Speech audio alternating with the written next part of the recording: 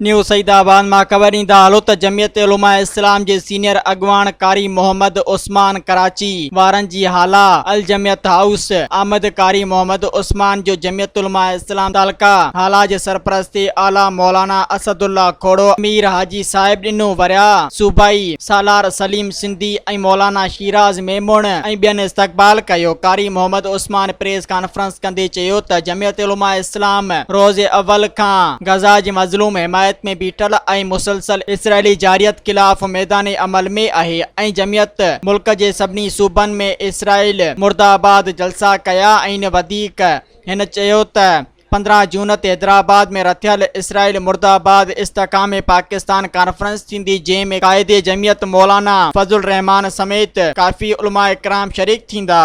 Subscribe कयो अवामी news HD खे ऐं ताज़ा तरीन ख़बरुनि लाइ ॾिसंदा रहो अवामी न्यूज़ HD।